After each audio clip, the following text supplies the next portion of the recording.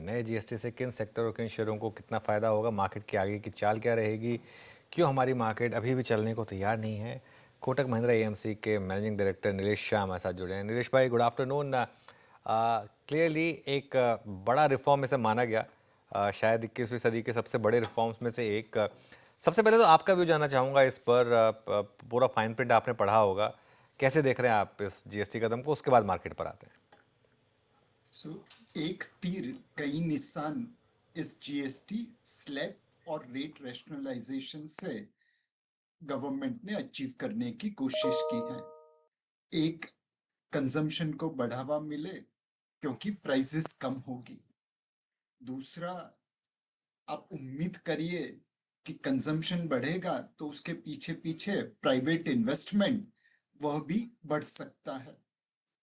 तीसरा, process improvement की है तो जीएसटी रिलेटेड जो हैरेसमेंट है, जो असुविधा है, उसको कम करने की कोशिश की गई। चौथा, जो जीएसटी की टोटल इम्पैक्ट होगी कंसोलिडेटेड फिस्कल डेफिसिट के ऊपर, वो तकरीबन 7 से 8 बेसिस पॉइंट के आसपास होगी। वो मैनेजेबल है, उतनी गुमराह नहीं करेगी फिस्कल कंसोलिडेशन के पाथ को।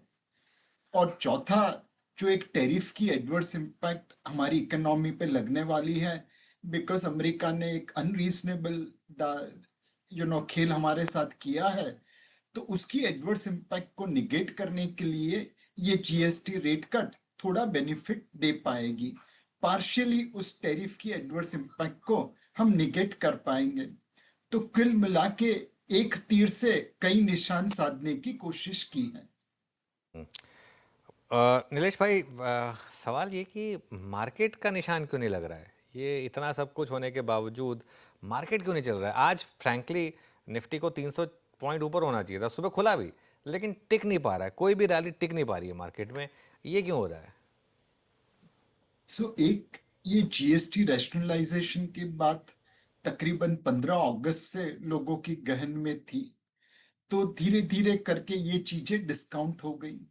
अगर हम 3 दिन पहले के निफ्टी देखें, वहां से मार्केट आज तकरीबन 300 से ज्यादा पॉइंट ऊपर है। इनफैक्ट 400 पॉइंट से ज्यादा ऊपर है। तो buy on rumour, sell on news, ये जो फंडा है वो शायद यहाँ पे दिख रहा है। दूसरी चीज, मार्केट एक अनुमान लगा के बैठा है कि यूएस टैरिफ की जो इम्पैक्ट होगी वह शॉर्ट टर्म के लिए होगी। बट कल ट्रंप साहब ने वापस कुछ कमेंट किए जो शायद उस एक्सपेक्टेशंस को डिनाई कर रही है, निगेट कर रही है। शायद उसकी भी इम्पैक्ट हमें यहाँ पे दिख रही है। तो दोनों चीजें मिला के कुछ इम्पैक्ट आ रही है। तो नीलेश भाई, इस समय रिटेल के लिए क्या एडवाइस होगी? एक साल से मार्केट लेवल पे पैसा नहीं बना है। हालांकि ये बात सही है कि पिछले 2 हफ्ते में अगर आपने स्टॉक सिलेक्शन सही किया होता, अगर आप ऑटो एफएमसीजी स्टॉक्स में रहे होते, वो प्राइम मिनिस्टर के मैसेज के बाद, तो बड़ा पैसा बना होता। लेकिन अब क्या करें? मेरे हिसाब से अनुज भाई, अभी भी वॉलेटिलिटी के लिए तैयार रहना चाहिए। मार्केट में बहुत सारी इवेंटें घट सकती है जो लेवल को, स्टॉक प्राइस को इम्पैक्ट करेगी। टैरिफ वॉर एक तरफ है, इकोनॉमिक पैकेज जो इन सेक्टर्स के लिए आ सकता है वह भी एक्सपेक्टेशन से ऊपर रहा तो मार्केट को सपोर्ट करेगा, एक्सपेक्टेशन से नीचे रहा तो डिसअपॉइंट करेगा। और तीसरी चीज अनुज भाई, काफी फाइन प्रिंट्स भी देखनी पड़ेगी। फॉर एग्जाम्पल, कंजम्पशन सेक्टर को फायदा हो रहा है, उसमें कोई दो राह नहीं है। But for example life insurance companies को देखे तो उनकी इनपुट कॉस्ट, इनपुट क्रेडिट जो मिलने वाली थी वह ये जीरो में नहीं मिलेगी, तो उनको एक्चुअली लेने के देने पड़ रहे हैं, और उस वजह से उसके शेयर्स थोड़े कम हैं। तो फाइन प्रिंट्स देख के निवेश करिए, लंबी अवधि के लिए निवेश करिए, और ट्रेडिंग से थोड़ी फुर्सत ले लीजिए, शायद आपके लिए अच्छा रहेगा। आखिरी वाली चीज़ नीलेश भाई आपने ज़्यादा अच्छी कही, क्योंकि सुबह से शाम तक क्या हो रहा है कुछ समझ में नहीं आ रहा है। लेकिन नीरज भाई, अभी आप किस चीज़ से डिस्टेंस बना के रख रहे हैं, इवन एज ए इन्वेस्टर किस चीज़ से दूर रहना है जो आपको इस वक्त एक रिस्की बेट लग रही है, जिसको खुद आप भी अपने फंड से थोड़ा दूर रखे हुए हैं? कुछ है ऐसी बास्केट्स जहाँ एक्सपोजर कम भी करना चाहिए ग्रेजुअली? वीरू भाई, एक मतलब हमने बहुत संयम रखा है किसी भी नॉइस पे, न्यूज़ पे रिएक्ट करने में। जैसा आपने कहा कि बहुत सारी चीजें ऐसी घट रही है जो समझ के बाहर है, तो हर न्यूज़ पे रिएक्ट नहीं करना चाहिए। आपने जो पोर्टफोलियो बनाया है उसका जो लॉजिक है, जब तक वो लॉजिक या रैशनल टूट नहीं जाता, चेंज नहीं हो जाता, तब तक आप दाम के ऊपर, न्यूज़ के ऊपर रिएक्ट मत करिए। सेकंड चीज है कि जहां पे वैल्यूएशन हमें महंगा लगता है, मार्केट की उम्मीद से कम परफॉर्मेंस आने वाला लगता है, वहां से थोड़े दूर रह रहे हैं।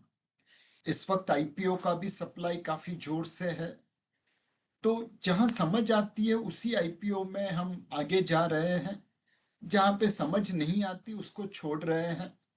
कई बार पैसे बनाने के मौके भी चूक जाते हैं, बट खैर, डाउनसाइड प्रोटेक्शन कर ले तो इस समय में वो बड़ी अच्छी बात है। तो जो समझ के दायरे में है वहीं पे निवेश कर रहे हैं, जो समझ के दायरे से बाहर है और ऐसी बहुत सारी चीजें हैं उसे छोड़ रहे हैं, even if it means short term में आप अपॉर्चुनिटी मिस कर रहे हैं। ओके। हाँ नीलेश जी, गुड आफ्टरनून। आपने पहले के सवाल में जवाब दिया कि जीएसटी रिफॉर्म के तौर पर सरकार एक तीर से कई निशाने साधने की कोशिश कर रही है, लेकिन उसके बावजूद आज हमने देखा मार्केट चला नहीं। तो सर मेरा सवाल ये कि किसका पलड़ा भारी देख रहे हैं आप, टैरिफ वॉर का या सरकार जिस तरीके से नीतियां ला रही है? सो अगेन श्रेया जी, अगर आप 3 दिन पहले के लेवल से देखें तो निफ्टी ऊपर है, तो ऑब्वियसली जीएसटी की पॉजिटिव इम्पैक्ट को मार्केट ने डिस्काउंट कर लिया, इसीलिए ऊपर है। अब टैरिफ रिलेटेड 25% वाली जो न्यूज है वो भी डिस्काउंट हो चुकी है, बट यहाँ पे हमने ये डिस्काउंट किया है कि ये शॉर्ट टर्म प्रॉब्लम है, बाद में दूध का दूध पानी का पानी हो जाएगा। अगर ये टैरिफ लंबी चलती है, अगर इसमें कोई इजाफा होता है, अनडाउटेबली मार्केट में करेक्शन आएगा। अगर ये जल्दी से सॉल्व हो जाती है, अगर अमेरिका भारत को कोई स्पेशल ट्रीटमेंट देता है, अनडाउटेबली मार्केट भागेगा। सो अब यहां से आने की आगे की चाल इवेंट्स डिपेंडेंट रहेगी। चलिए, मीनवाइल अभी तो मार्केट भागने के मूड में है नहीं, थोड़ा सा नीचे ही आ रहा है मार्केट, वापस एक रैली फेल होती हुई यहाँ पर।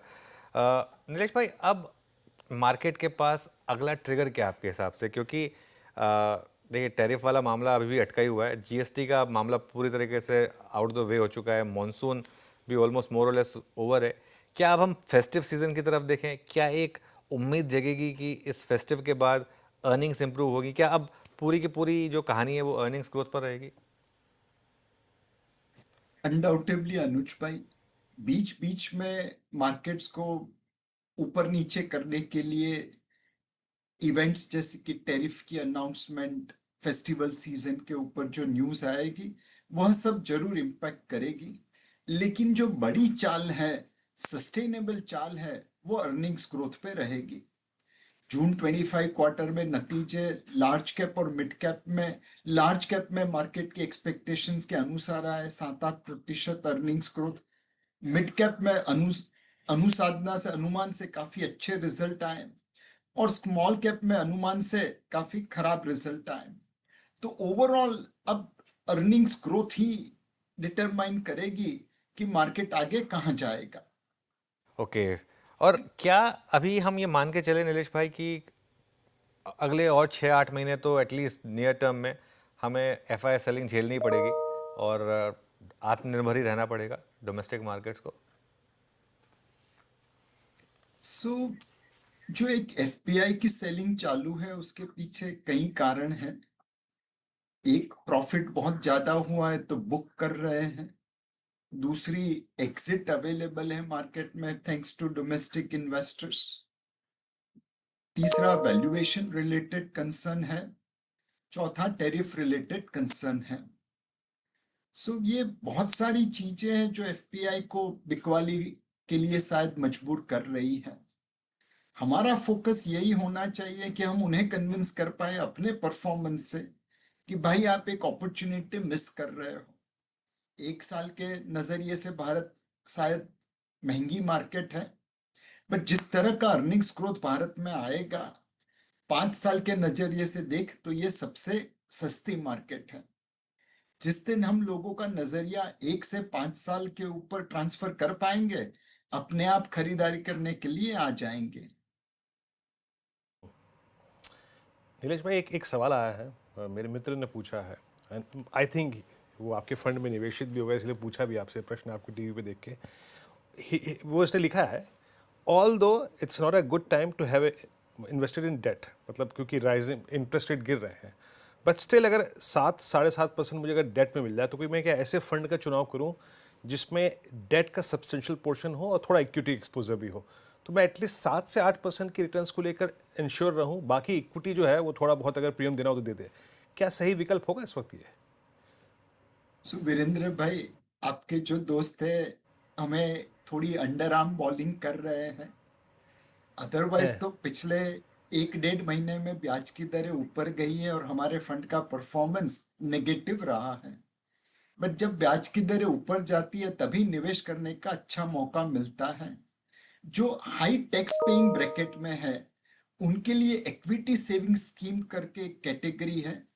उसमें तकरीबन एवरेज नीचे में 10% जा सकते हैं, ऊपर में 50% जा सकते हैं, बट एवरेज 25-30% इक्विटी रहती है, 30-35% आर्बिट्राज रहता है और बैलेंस 35% डेट में निवेश करते हैं। तो एक लो वॉलेटिलिटी बट रीजनेबल रिटर्न के लिए इक्विटी सेविंग स्कीम इस कैटेगरी में ध्यान रखना चाहिए। और वीरू भाई, इक्विटी लिंक्ड सेविंग स्कीम अलग चीज है, मैं इक्विटी सेविंग स्कीम की बात कर रहा हूं। हाई टैक्स पेयर के लिए वो बहुत ही अप्रोप्रिएट स्कीम है। नीलेश जी, मार्केट ऐसे परफॉर्म कर रहा है तो बड़े तादाद में ऐसे इन्वेस्टर्स हैं जो अभी थोड़ा डर रहे हैं, तो क्योंकि आपकी सर फैन फॉलोइंग इतनी ज़्यादा है, कोई हिम्मत बढ़ाने वाली बात अगर आपकी तरफ से आ जाएगी, क्या लग रहा है सर, जो काफ़ी डरे हुए हैं उनके लिए क्या मैसेज? सो अगेन लाइक हमारी ग्रोथ स्टोरी अभी भी बरकरार है। एंड एक श्रेया जी, आप देखिए कि 2 दिन जीएसटी काउंसिल चलने वाली थी, एक ही दिन में लोगों ने मिलकर डिस्कस करके सॉल्यूशन दे दिया। ये दिखाता है कि सरकार किस गति से काम करना चाहती है। तो अगर इसी तेज गति से हम बाकी सारी चीजें सॉल्व करते गए तो कैसे कोई भारत के ऊपर नेगेटिव रहेगा। इनफैक्ट अनुज भाई, श्रेया जी, वीरू भाई, वो प्रेस्टीज कुकर की एक एडवर्टाइजमेंट याद आती है। हमें भी उसी तरह कुछ तरह से भारत को पॉपुलर करना पड़ेगा।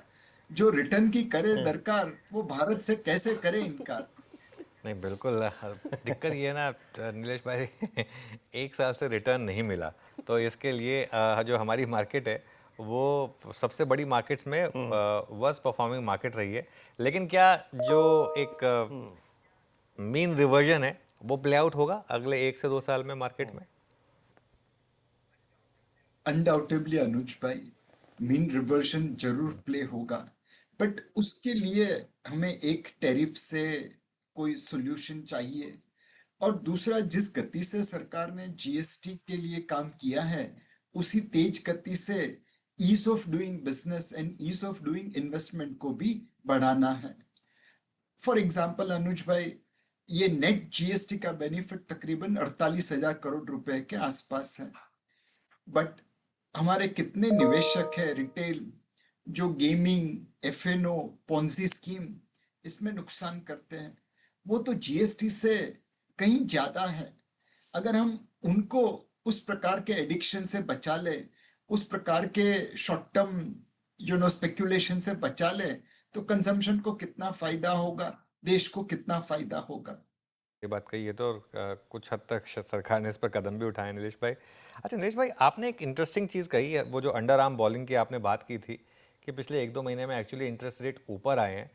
क्या ये एक्सप्लेन करता है कि जिस तरीके से बैंक निफ्टी में पिछले कुछ दिनों में या लार्ज प्राइवेट बैंक्स में जिस तरीके की हमने सेलिंग देखी है, क्या वो आरबीआई के इतने रेट कट्स का आप कह रहे हैं कि इस तरीके एक तरीके से मान के चलें कि कुछ बहुत ज़्यादा इम्पैक्ट है नहीं, बल्कि ट्रांसमिशन है ही नहीं सिस्टम में?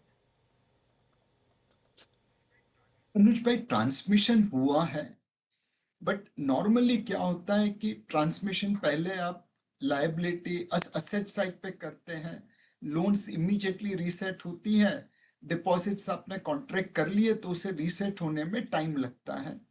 ये पहले भी होता था, आज भी हो रहा है। और उस टाइमिंग को कॉम्पनसेट करने के लिए जब ब्याज की दरें कम होती थी, आपके ट्रेजरी पोर्टफोलियो में मार्क टू मार्केट गेन आ जाता था।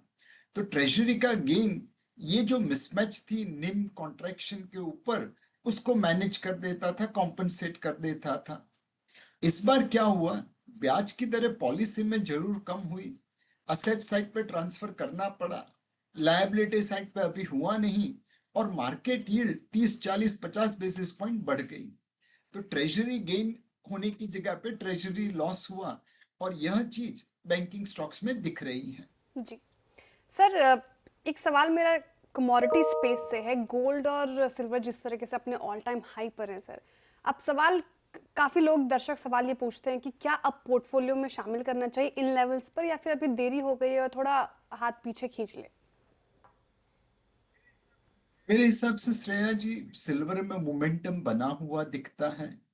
कुछ बातें ऐसी भी सामने आ रही है कि कुछ देशों की सेंट्रल बैंक सिल्वर ईटीएफ में या सिल्वर कमोडिटी में निवेश करने को सोच रही है, और उन्होंने कुछ बेबी स्टेप्स उठाए हैं। हमने देखा जब सेंट्रल बैंकर्स ने सोने की खरीदारी की तो भाव कहां से कहां पहुंच गए। अगर सिल्वर में भी वैसा होता है तो भाव बढ़ सकते हैं। गोल्ड में भी अगर आप देखें तो जिस तरह से अमेरिका ने बिहेव किया है, उस तरह से लोगों को संशय होने लगा है कि भाई अपना रिजर्व कौन सी करेंसी में रखे। डॉलर में थोड़ा बहुत जरूर रखेंगे, थोड़ा बहुत येन यूरो में रखेंगे, बट अल्टीमेटली उसकी कमान किसी और के हाथ में होगी। तो जाहिर है कि रशिया के एक्सपीरियंस के बाद हर सेंट्रल बैंकर कुछ न कुछ रिजर्व्स सोने में रखना चाहता है। ये सेंट्रल बैंक की बाइंग है जो सोने के दाम ऊपर लेके जा रही है।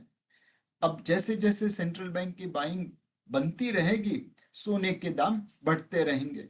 तो आप सोना और चांदी दोनों को आपके पोर्टफोलियो का अभिन्न हिस्सा बना सकते हैं। ओके, नीलेश भाई, पॉसिबली आखिरी सवाल आपसे। जीडीपी के नंबर्स आए, हमने मैन्युफैक्चरिंग में शानदार ग्रोथ देखी। अब एक स्पेस जहां पर मार्केट अब काफ़ी बुलिश बेट ले रही है वो है ईएमएस स्पेस, स्पेशली अब ये जीएसटी कट आने के बाद, और इम्पोर्टेंटली क्या ये स्पेस में वैल्यूएशंस ज़्यादा प्रोहिबिटिव हैं, या यहाँ से भी अगर आप 3-4 साल का व्यू लेंगे तो पैसा बनेगा? वैल्यूएशन डेफिनेटली महंगे हैं, बहुत सारी पॉजिटिविटी डिस्काउंट कर रहे हैं, बट यहां से मुझे लगता है कि mens will be separated from the boys. There are few EMS company जो स्क्रू ड्राइवर टेक्नोलॉजी है असेंबली कर रही है, वैल्यू एड उतना नहीं कर पा रही है जितना करना चाहिए। और बहुत सारी ईएमएस कंपनी है जिन्होंने वैल्यू एडिशन के ऊपर काफी अच्छा काम किया है, बैकवर्ड इंटीग्रेट हो रहे हैं। तो मेरे हिसाब से it is better to pay slightly higher price and get into those EMS company जो वैल्यू एडिशन के कर्व पे आगे बढ़ रही है। जो अभी भी स्क्रू ड्राइवर पे ही असेंबली पे रुकी हुई है, शायद वहां पे कम वैल्यूएशन पे भी लेने में पैसा नहीं बनेगा। शानदार तरीके से एक्सप्लेन किया आपने एक सिंपल कॉन्सेप्ट का। बहुत बहुत शुक्रिया नीलेश भाई, आज हमारे साथ जुड़ने के लिए। Thank you so much.